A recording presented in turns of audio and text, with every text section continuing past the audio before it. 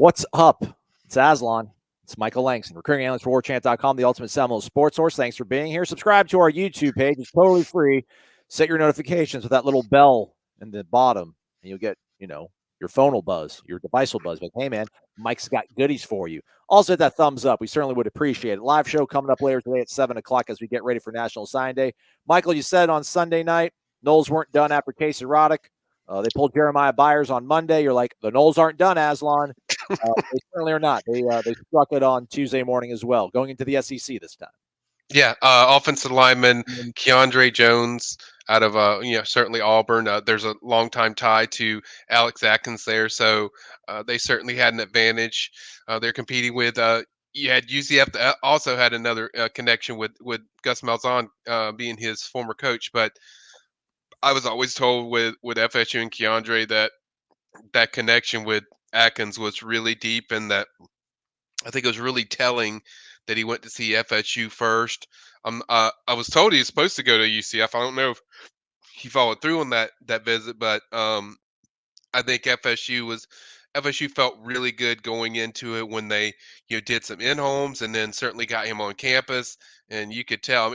I was kind of like taken back by one day where he was supposed to leave.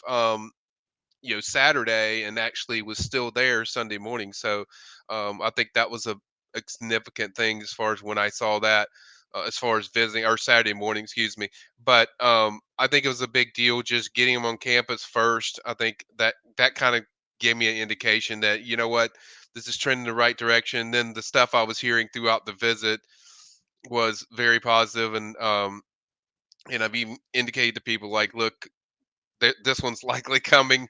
And I told people like even last night, like, hey, this is likely going to be another one. So get ready. And I think these were all very well planned out, where FSU wanted to orchestrate each day, and then tomorrow, I think on Wednesday, Chris Otto's another one that they're waiting on as far as from the high school market. So I think they accomplished what they wanted to. They really wanted to attack the interior of their offensive line of adding some real serious talent, and I think all three of these guys are massive pickups. I mean, not just guys that you just gonna put in there and you have for depth. No, these guys are potential impact guys that could play very early and often, and certainly challenge for starting job. Jones, part of the 2019 class. Then in 2020, he ended up starting, I think, the last 6 games for Auburn. Starts all of last year at right guard for the Tigers. This past season, though, only 2 starts, but did play in 11 games. What do you think Florida State's got in this guy? Is he a plug and play? Is this one piece of replacing either Dylan or Dimitri? Or do you think he's the guy that's going to definitely, for sure, going to have to come in and compete and earn his keep?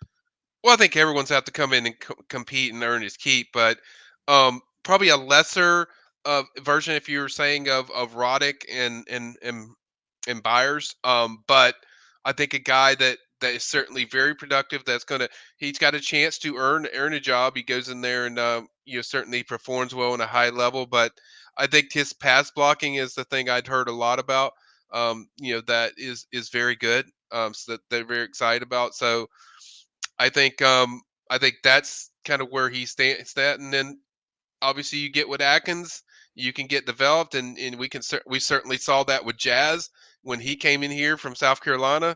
He is kind of a similar situation where he started some games, and then you got to FSU. He didn't necessarily start, but when you needed him, you put him in there. Alex Atkins developed him, got his footwork right, got his hand placement right, and certainly was a guy that they certainly leaned on a lot during that season. Yeah, man. So, ultimately, who do they have to kind of really beat out? Was it UCF? Was it a 2-team race? And I guess just how likely is it you think that this is just ultimately just another kind of demonstrative piece of how together the staff is and how just awesome, pretty much, for lack of a better term, Alex Atkins is? Yeah, I think he wanted. I think with Keandre, and I'm going to talk to him later, but I think with Keandre it was really about, and I've said this many times, that you want to choose your next school of a place that you have some connection to or some tie to or some comfort with. He visited FSU out of high school, so he knew FSU.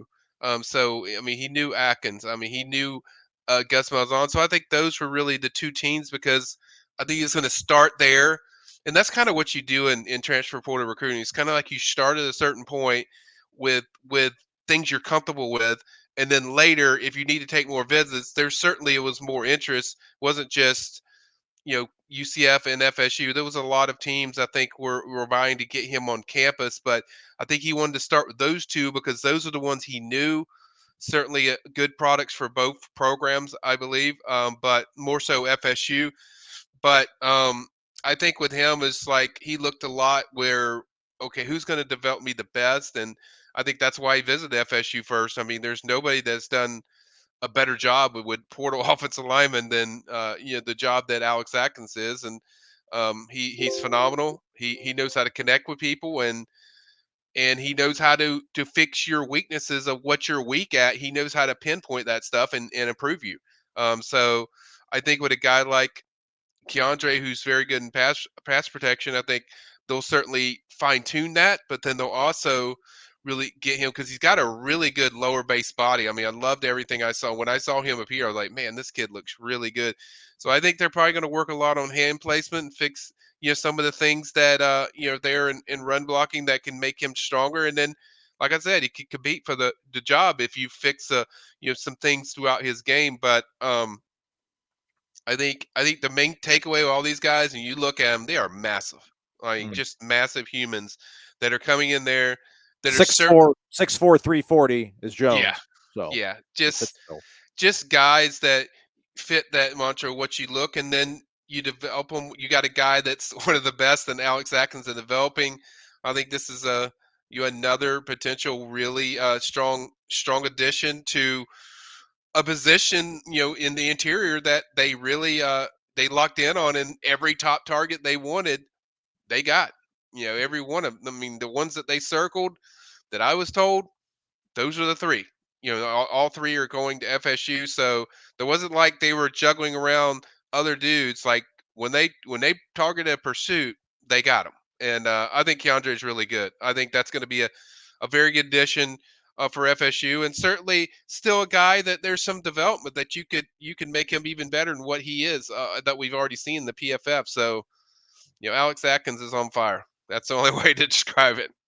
Last season, he was all SEC third team according to Pro Football Focus. Again, he started all 13 games last year for Auburn. This past season, 2 games he started, Penn State and Alabama.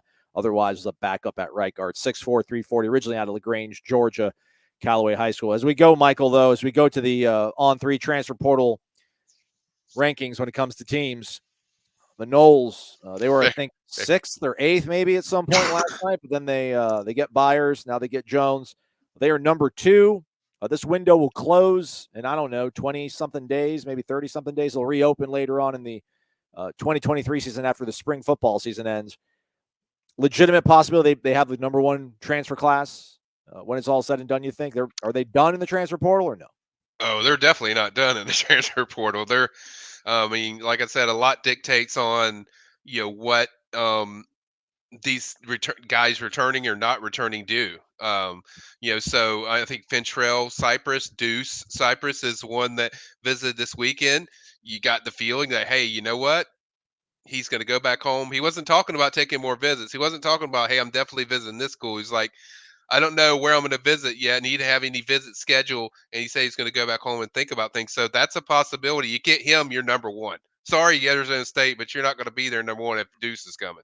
So Deuce is the number 1, I think, prospect in the whole transfer portal. So you have him. You have Brandon Fiske. Oh, number 2 behind Travis Hunter. He was number 1, then the Travis Hunter kid showed Okay, up again. okay, Travis Hunter. So 2, but point is, you still have guys out there like Brandon Fiske. Obviously, I mentioned Deuce out there. There's going to be probably a safety that they covet that they go after. Probably even potentially, a defensive end and even more defensive tackles. So certainly they're not done. There's going to be more guys, and I think it's only the start as far as them. Just I mean, this was the main meat of this is what I mentioned to you, Aslan, before it started that this was the main meat of the offensive line. They still would like a right tackle as well. So they certainly would like to add one tackle in this class. So I don't think they're done. There's a few more places. I don't think it could be smaller. It could be short. Depending on like if Fabian Lovett and Jared Verse come back, yeah, that lessens the number. But still, they're going to take a few more, even if those guys return. So I think they're going to be pretty active in the portal still. Florida State up to number 2 again in the transfer portal team rankings with their 7th edition out of the portal. It's Keiondre Jones, guard out of Auburn, 6'4", 340. Big human being. Michael and I will be back later on this evening for a live chat starting at 7 o'clock. And I don't know, maybe in between then, something else will pop and we'll be here for it because that's what we do. But in the meantime, the premium recruiting board, Michael will have everything going on over there. Hope to catch up with Keiondre, have a little Q&A with him as well. So stay connected to warchant.com. Subscribe to the website. Get all the information as it's happening, courtesy of Michael Langston. Michael, thanks, man. You got it.